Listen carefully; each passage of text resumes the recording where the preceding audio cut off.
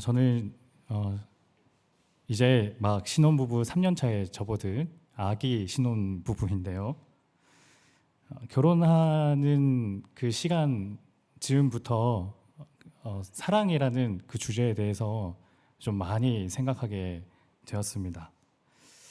사랑에 대해 생각하다가 그 영화 제리 맥과이어라는 그 영화의 한 장면이 떠올랐는데요.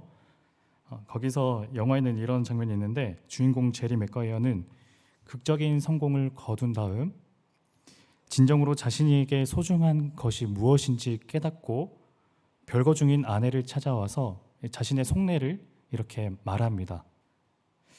오늘 밤 우리의 작은 프로젝트 그리고 우리의 회사는 엄청난 밤을 보냈어. 정말 엄청난 밤이야.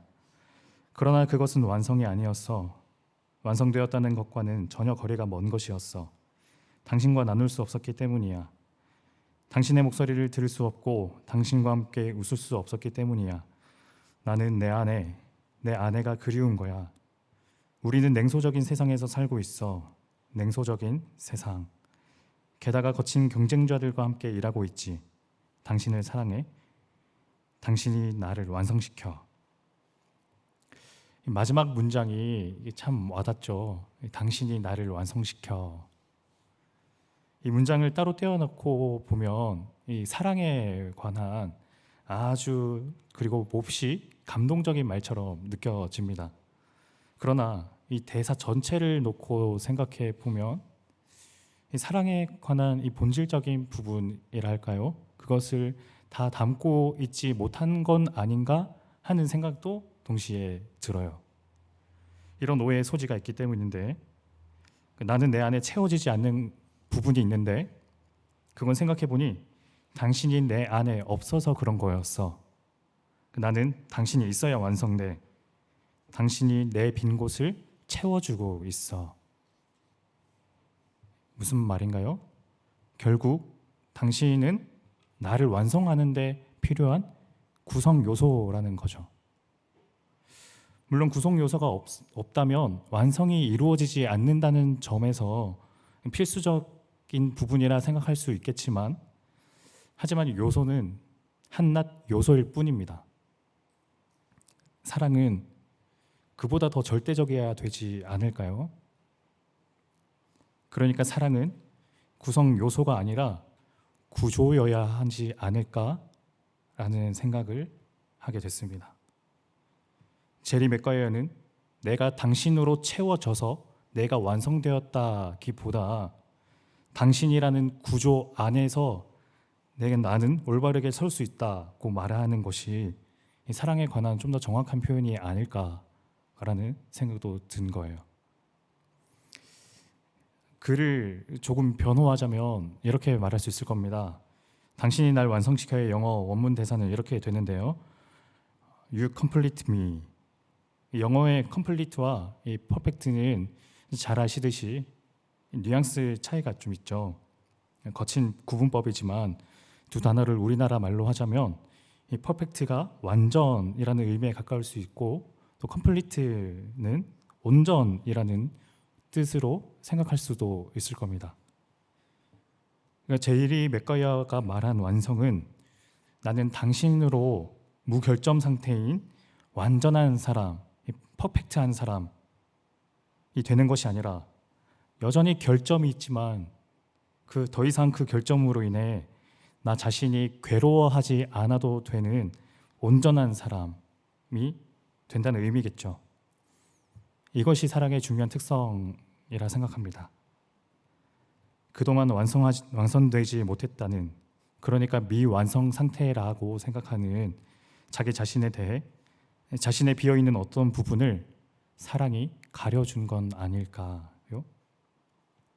그래서 자기 자신의 결여가 자기 스스로를 견디기 어렵게 만드는 비참한 요소로 작용하지 않고 오히려 자신의 결여를 견딜 수 있도록 만들어주는 것이죠. 말하자면 사랑은 나 자신의 결여, 즉 나 자신과 나 자신의 없음을 새롭게 관계에 맺을 수 있도록 만들어주는 게 아닐까라는 생각도 했습니다. 나는 여전히 완전하게 채워져 있지 않지만 당신이 나를 사랑한다면 그 빈자리는 채워지지 않아도 좋다. 나는 여전히 어딘가가 비어 있지만 당신이 나를 사랑한다면 나는 내 결여와도 화목할 수 있다.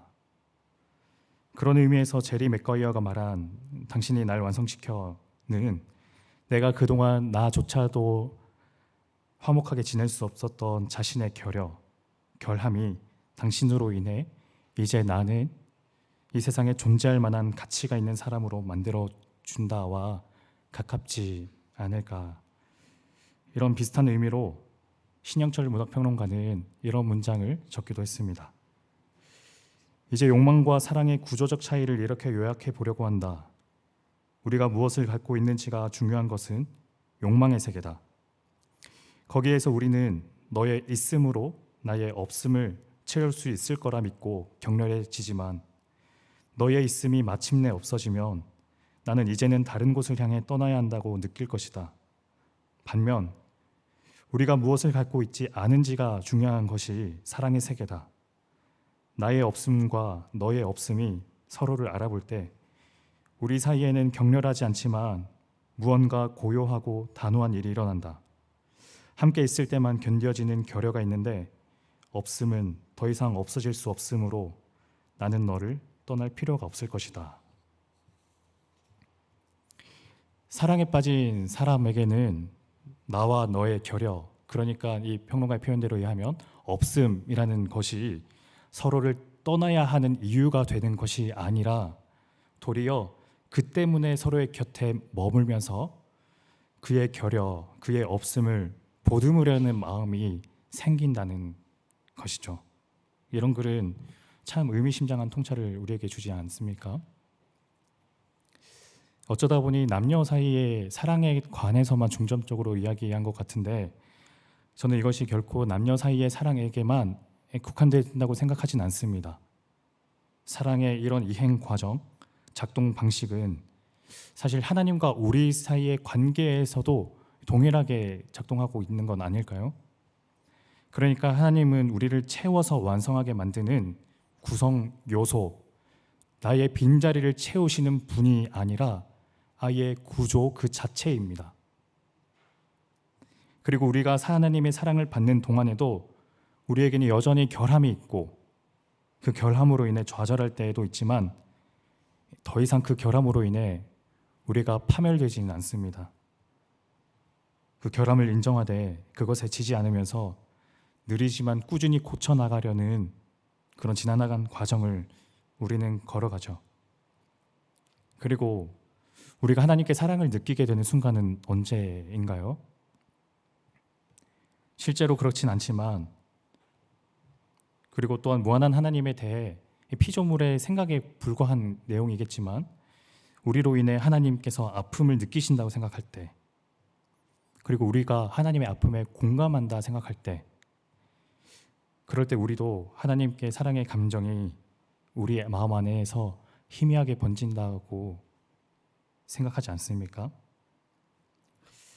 사랑에 대한 이런 여러 가지 생각의 파편을 공리하다 결국 사랑에 관한 모든 것은 오늘 본문의 포도나무 비유로 수렴한다는 생각이 들었습니다. 저는 오늘 예수님께서 말씀하신 이 포도나무의 비유가 정확히 사랑에 대한 구조와 같다고 생각합니다. 유월절 제자들과 마지막 만찬을 나누신 예수님께서는 제자들에게 깊고도 사려 깊은 말씀을 요한복음 14장에서부터 길게 말씀하시는데요. 요한복음 15장 오늘 말씀에 이르러 예수님께서는 비유로 말씀하십니다. 4절 내 안에 거하라 나도 너희 안에 거하리라 가지가 포도나무에 붙어있지 아니하면 스스로 열매를 맺을 수 없음같이 너희도 내 안에 있지 아니하면 그러하리라. 나는 포도나무요 너희는 가지라. 그가 내 안에 내가 그 안에 거하면 사람이 열매를 많이 맺나니 나를 떠나서는 너희가 아무것도 할 수 없음이라.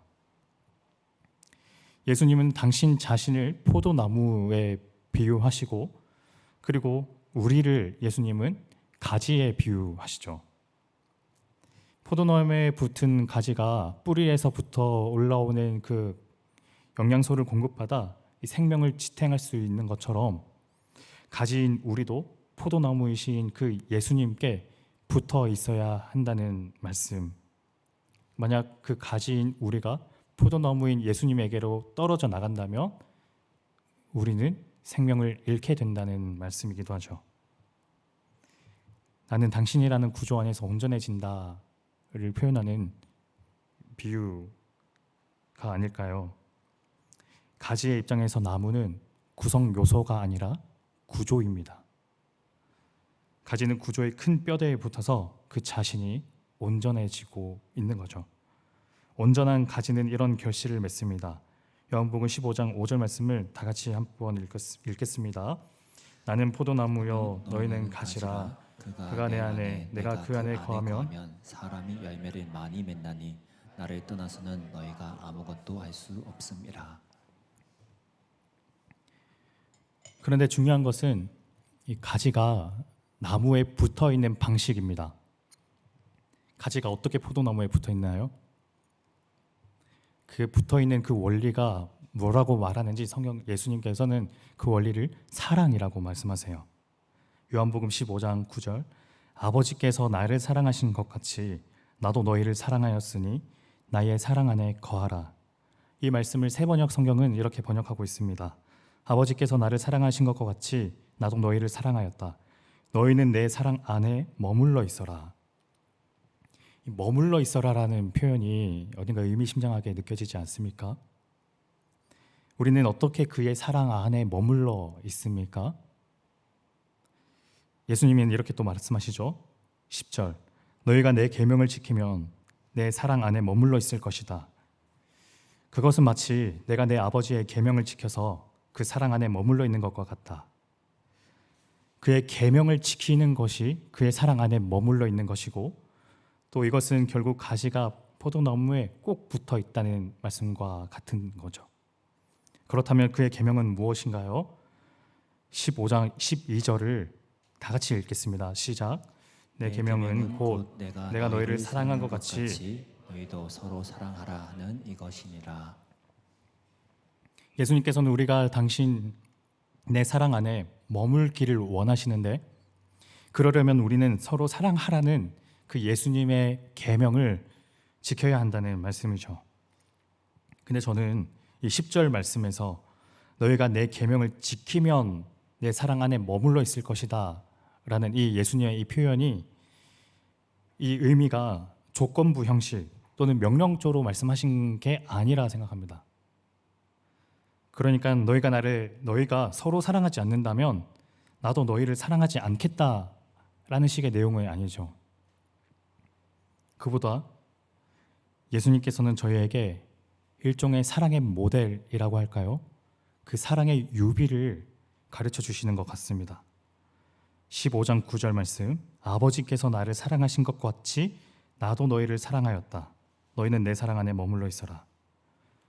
저희를 사랑하시는 예수님의 사랑은 성부 하나님이 성자 예수님께 하는 사랑을 닮았습니다. 요한복음 15장 12절 내 계명은 곧 내가 너희를 사랑한 것 같이 너희도 서로 사랑하라는 이것이니라. 그리고 우리가 서로 사랑하는 것은 예수님께서 우리를 사랑하시는 그 사랑을 닮은 거죠. 그러니까 예수님께서는 우리에게 사랑의 기원에 대해서 알려주고 계신 거예요. 사랑은 너희가 시작한 게 아니라 성부 하나님께서 먼저 나에게 주셨고 나는 너희를 그렇게 사랑했으며 그 사랑으로 너희는 서로 사랑하여라. 위에서부터 시작된 사랑이 우리를 통해 흘러나가야 한다는 것이죠. 그렇다면 이런 표현이 가능할 수 있지 않겠습니까? 대체로 이기적인 우리가 이타적인 사랑을 할 때만큼은 하나님을 닮을 수 있다. 우리가 서로 사랑해야 하는 이유는 그것이 도덕적으로 또 윤리적으로 옳은 것이기도 하겠거니와 그것을 포함하여 가장 중요한 이유는 그것이 바로 하나님을 가장 닮은 행동이기 때문에 매 순간 자기 자신이 받을 수 있는 유익을 고려하면서 계산기를 두드리고 있는 이 부박하고 안타까운 우리가 유일하게 시면이 조금 넓어질 때는 자신보다 타인을 먼저 더 생각하는, 사랑하는 순간이고, 그때만큼은 우리가 가까스로 하나님을 조금이나마 닮아서 서로의 아픔과 결여를 보듬어 주면서 구조 안에서 올바르게 세워진 온전한 사람이 되는 기적을 우리가 누릴 수 있는 것이 아닐까요? 이 점이 저는 오늘 우리 세상에 아주 희미한 빛을 비추는 불빛이 된다고 믿습니다. 믿는 사람만이 아니라 믿지 않는 사람들도 우리 자신의 한계를 뛰어넘는 기적을 사랑하는 동안 경험하게 되는데, 가끔 우리 삶에 헤아리기 어려운 하나님의 섭리가 있을 때, 그래서 때로 우리를 향한 그 하나님의 사랑에 의문이 들 때, 하나님이 조금은 무정하다고 느껴질 때, 그럴 때 우리가 서로를 향해 경험시켜주고 보여줄 수 있는 빛은 이런 빛일 겁니다. 우리가 서로를, 타인을 사랑하는 것. 우리 서로의 사랑이 하나님께서 우리를 향한 그 사랑의 유비가 되어 타인을 향한 우리의 사랑으로 하나님의 사랑을 거울에 비추듯 비추어 주는 것이죠. 이것이 우리에게 주시고 예배한 하나님의 사랑 중 하나가 아닐까요? 요한일서 4장 12절은 이렇게 말합니다. 지금까지 하나님을 본 사람은 없습니다. 그러나 우리가 서로 사랑하면 하나님이 우리 가운데 계시고 또 하나님의 사랑이 우리 가운데서 완성된 것입니다. 하나님을 눈으로 볼 수 없는 우리가 그분을 바라볼 수 있는 한 가지 방법이 있는데, 그것은 서로를 향한 사랑이라는 것이죠. 그렇게 할 때 불완전한 존재인 우리가 하는 그 사랑도 하나님 안에서 완성된다고 합니다. 그런데 하나님 안에서 사랑이 완성된다는 것은 또 어떤 의미일까요? 요한일서 4장 17절 18절 다 함께 읽겠습니다. 사랑이 우리에게서 완성되었다는 사실은 이 점에 있으니 곧 우리로 하여금 심판날에 담대함을 가지게 하려는 것입니다. 우리가 이렇게 담대해지는 것은 그리스도께서 사신 대로 또한 우리도 이 세상에서 그렇게 살기 때문입니다. 사랑에는 두려움이 없습니다. 완전한 사랑은 두려움을 내쫓습니다. 두려움은 징벌과 관련이 있습니다. 두려워하는 사람은 아직 사랑을 완성하지 못한 사람입니다. 사랑의 완성은 두려움을 내쫓는다는 것에 있는데, 그런 의미에서 완성은 퍼펙트의 의미보다 컴플리트의 의미에 가까운 것이 되겠죠. 당신은 여전히 불완전한 결함이 있지만 더 이상 당신은 당신의 그 빈 부분을 채우려 애쓰지 않아도 좋다. 우리 구조의 사랑이 당신을 온전하게 세울 것이다. 그런 의미에서 사랑은 한 사람을 완성시키는 것이 목표가 아닙니다.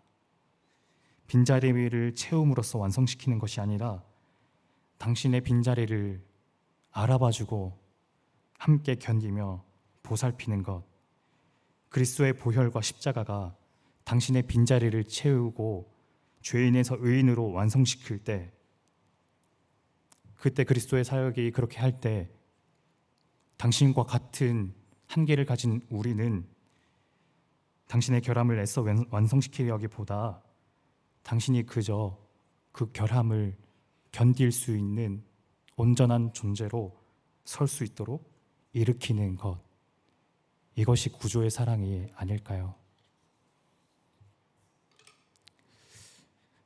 저는 이따금씩 사랑 받는데 성공하고 자주 사랑하는데 실패합니다. 조금 더 사실대로 말하자면 사랑을 베푸는데 많이 인색합니다. 여기에는 낯을 많이 가리는 성격, 또 자주 타인에 대해 경계하는 이 소심함 같은 그런 요인이 있겠지만, 또 그 이면에는 부지런해지기 싫어하는 제 게으름과 이 받기만을 좋아하는 이 이기적인 마음이 대부분의 이유라는 걸 저희는 부인할 수 없습니다. 사랑에 대해 말씀을 준비하면서 스스로 많이 부끄럽고 그렇습니다. 그러나 그럼에도 노력해야 하지 않을까요? 사랑을 건네어야 할 사람을 향해 사랑을 건네는 일을요. 하나님께서 맡겨주신 그 영혼에게 사랑을 건네는 일을 더 노력하려 합니다. 그러니 성도님들도 함께 노력해 주십시오. 하나님께서 나의 요소가 아니라 구조 자체인 절대 의존적인 그 사랑 안에서 하나님의 사랑을 드러내는 사랑의 유비로 다른 사람을 사랑해 주십시오.